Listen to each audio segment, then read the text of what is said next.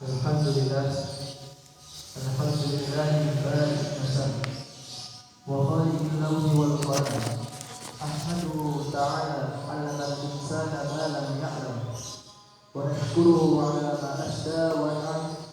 Wa nashkuruhu 'ala ni'matil iman wal islam. Nusalli wa nusallimu 'ala habibillah Muhammadin khairil khalqillah. Balagha risalah wa adda amanah wa nasahal ummah wa jahada fillah alladzi kharaja an-nas min dhulumatil kufri ila nuril iman. Amma ba'du. Usi nafsi wa iyyakum bi taqwallah haqqa tuqatih. Fala tamutunna illa wa antum muslimun. Wa qala Allah ta'ala fil Qur'anil 'azim wa huwa asyraful qadirin. Ya ayyuhalladzina amanu taqullaha haqqa tuqatih wa la tamutunna illa wa antum muslimun. Ma'asyiral muslimin rahimakumullah. Mengawali Jumat di siang hari ini, khatib mengajak kita semua untuk bersama-sama bersyukur kepada Allah Subhanahu wa taala yang telah memberikan kita kenikmatan ibadah untuk ikut sholat Jumat pada siang hari ini. Ini adalah bagian yang patut kita syukuri karena perintah Jumat di dalam Al-Quran dilekatkan dengan kata iman sekaligus menandakan tingkat keimanan kita kepada Allah Subhanahu wa taala. Alhamdulillah, hingga detik ini kita yang ikut sholat berjamaah di masjid ini masih diakui beriman oleh Allah Subhanahu wa taala. Bahkan alhamdulillah yang kita ucapkan perlu kita hamdalah lagi, karena di antara banyak hamba yang mengaku beriman, tidak semuanya mampu dengan mudah mengucapkan kata syukur kepada Allah Subhanahu wa taala. Umat Islam laki-laki balik berakal, tidak sakit dan tidak safar, maka wajib baginya untuk hadir sholat Jumat mengikuti rangkaian ibadah agar datang kepadanya wasiat untuk jiwanya, untuk hatinya, agar hatinya tidak mati. Karena jika hatinya mati, kata Allah, ulaika kal an'am bal hum adall. Mereka seperti binatang, bahkan lebih hina daripada binatang. Hati itu harus hidup dan menghidupkan hati dengan cara berpikir kepada Allah Subhanahu wa taala. Kata Allah, "Matsalul ladzi yadhkuru rabbahu wal ladzi la yadhkuru rabbahu. Matsalul hayy wal mayyit." Perumpamaan seseorang yang selalu mengingat Allah dengan seseorang yang tidak pernah mengingat Allah, matsalul hayy wal mayyit, diibaratkan seperti orang yang hidup dengan orang yang mati. Orang yang hidup bukan hanya sebatas mampu berbicara. Orang yang hidup bukan hanya sebatas mampu bergerak, karena binatang pun berbicara dan juga bergerak. Orang yang hidup ialah orang yang hatinya hidup dan menghidupkan hati dengan cara berzikir kepada Allah Subhanahu wa taala. Zikir dimaknai sebagai suatu keadaan yang mampu mengingatkan kita kepada Allah Subhanahu wa taala. Setelah ingat, maka terdorong dalam diri kita untuk beribadah kepada Allah. Segala jenis zikir, segala jenis ibadah disebut dengan zikir dalam Al-Quran. Salat disebut dengan zikir, sebagaimana Quran surah Toha ayat 14. Innani anallahu la ilaha illa ana fa'budni. Sungguh, aku ini Allah, tidak ada Tuhan selain aku, maka sembahlah aku, kata Allah. Fa'budni wa aqimis sholata li dzikri, dan tunaikan sholat untuk mengingatku. Yang menjadi pertanyaan dalam diri kita kemudian, sampai Jumat ini, dari sekian ribu kali sholat yang telah kita tunaikan, dari sekian ratus kali sholat yang telah kita tunaikan, berapa kualitas dan kuantitas sholat yang pernah kita tingkatkan di hadapan Allah Subhanahu wa taala? Membaca Al-Quran disebut juga dengan zikir, sebagaimana firman Allah, a'udzubillahi minasyaitonir rajim. Wa laqad yassarna al-Qur'an lidzikri fahal min mudzakir. Dan sungguh telah kami mudahkan Al-Quran sebagai jalan bentuk zikir. Dari sekian aktivitas yang telah hingga saat ini, sampai detik ini berapa banyak Al-Quran yang telah kita hidupkan? Atau bahkan hari ini, Jumat ini, pada siang hari ini, jangan-jangan kita belum membaca Al-Quran satu ayat pun dari tadi pagi. Bukankah kita perhatikan bagaimana hadis Nabi dengan jelas mengatakan bahwasanya tingkat surga seorang hamba ditentukan dari ayat terakhir yang dia baca. Maka kemudian perhatikan bagaimana anak-anak Palestina yang kemudian dijuluki sebagai negara dengan penghasil hafiz Quran terbesar di dunia. Ketika mereka bercanda dengan temannya, mereka akan berkata sampai kembali melambaikan tangan kepada temannya, "Aku akan mengejarmu dari atas ketika hafalanku telah khatam 30 juz terlebih dahulu." Kemudian yang jadi pertanyaan selanjutnya bagi kita semua, bagaimana dengan kita semuanya? Apakah kita yang telah berumur ini sudah mampu, sudah banyak membaca atau bahkan menghafal Al-Quran? Apakah anak-anak kita telah kita dekatkan dengan Al-Quran? Maka dari itu, biarlah kita semua untuk mendekatkan diri kepada Allah Subhanahu wa taala. Ma'asyiral muslimin rahimakumullah. Ya ayyuhalladzina amanu taqullaha haqqa tuqatih. Dalam tafsir Ibnu Katsir diriwayatkan dari Ibnu Mas'ud, dalam kalimat haqqa tuqatih memiliki 3 makna. Makna yang pertama adalah al-ta'a fala ya'sar, yakni engkau taati dan jangan engkau murkai Allah Subhanahu wa taala.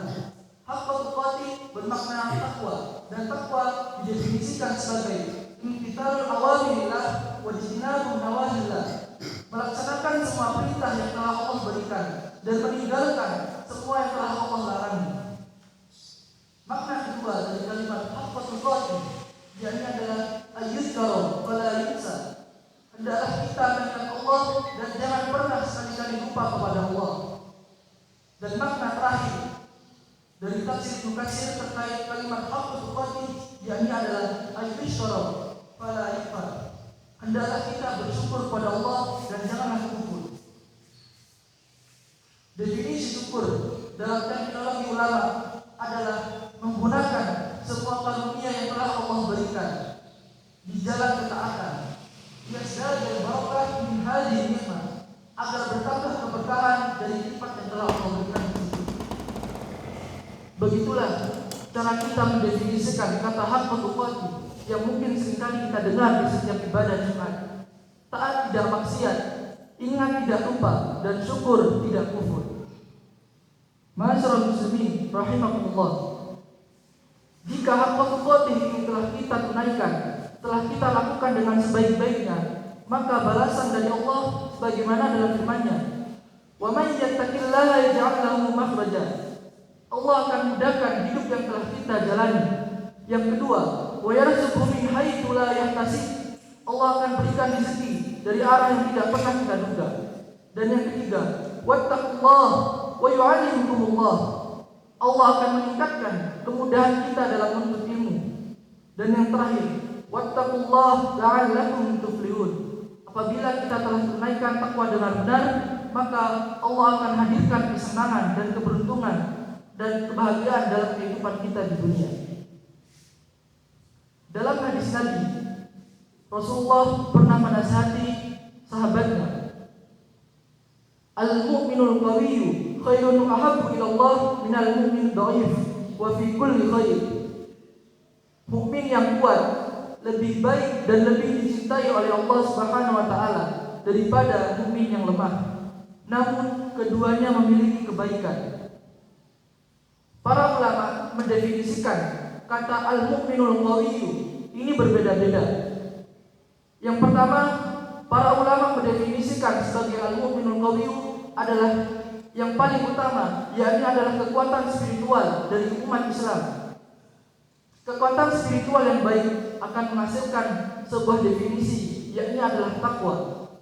Jujur itu sifat, baik itu sifat, rendah hati juga sifat. Akan tetapi ketika sifat-sifat tersebut diakumulasikan, maka terbitlah sebuah kata, yakni adalah takwa. Dan sumber takwa itu berawal dari kata iman. Dalam ayat pembuka Al-Quran telah Allah buktikan bahwasanya dzalikal kitabu la raiba fihi hudan lil muttaqin. Perkataan hudan lil muttaqin, orang-orang yang bertakwa, kata Allah dilanjutkan dengan firman selanjutnya, yakni alladzina yu'minuna bil ghaib. Orang-orang yang bertakwa itu adalah orang-orang yang beriman kepada Allah meskipun dia tidak pernah melihat wujud Allah sendiri. Alhamdulillah, alhamdulillah para jamaah, kita hari ini hidup di negara, di seluruh yang seluruh instrumen kebangsaannya diliputi dengan ketakwaan dan keimanan di dalamnya. Sebagai contoh, ketika kita melihat undang-undang, contoh saja undang-undang pendidikan, di dalam undang-undang Dikdisnas nomor 20 tahun 2003, dari pasal menimbang dari ayat 1 hingga ayat 5, kemudian kita perhatikan di ayat 2, sistem pendidikan nasional yang meningkatkan keimanan dan ketakwaan kepada Tuhan Yang Maha Esa. Lantas setelah itu barulah kemudian dilanjut dengan kata mencerdaskan kehidupan bangsa. Dari hal ini dapat kita tegaskan bahwasanya para pendiri bangsa ini, para petinggi bangsa ini menginginkan kita sebagai rakyatnya untuk meningkatkan keimanan dan ketakwaan terlebih dahulu. Barulah kemudian kita meningkatkan kehidupan kita dan mencerdaskan kehidupan bangsa. Kepintaran yang tidak diiringi dengan kebaikan maka akan menimbulkan malapetaka. Sebagai contoh, orang yang pintar di bidang hukum itu baik, akan tetapi ketika orang yang pintar di bidang hukum tidak diiringi dengan kebaikan, maka disitulah ia akan timbul melahirkan sebuah manipulasi hukum. Orang yang pintar di bidang ekonomi itu baik, akan tetapi ketika orang pintar di bidang ekonomi tidak diiringi dengan kebaikan, maka akan timbul sebuah hal-hal yang kontradiktif dalam ekonomi sendiri. Dari itulah dapat kita simpulkan spiritual diutamakan daripada intelektual. Kemudian tafsir yang kedua dari kata al-mu'minul qawiyyu menurut para ulama yakni adalah kekuatan intelektual atau kekuatan pengetahuan.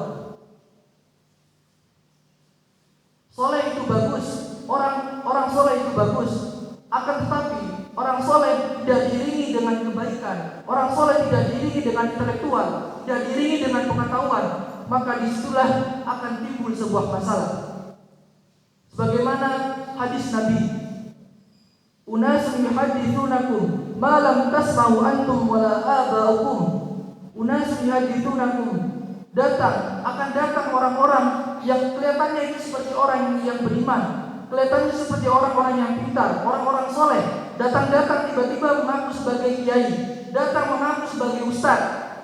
Kemudian yuhadithunakum ma lam tasma'u antum, dia kemudian memberikan sebuah fatwa yang bahkan ketika kita mendengarnya kita akan berpikir, apakah seperti ini agama Islam?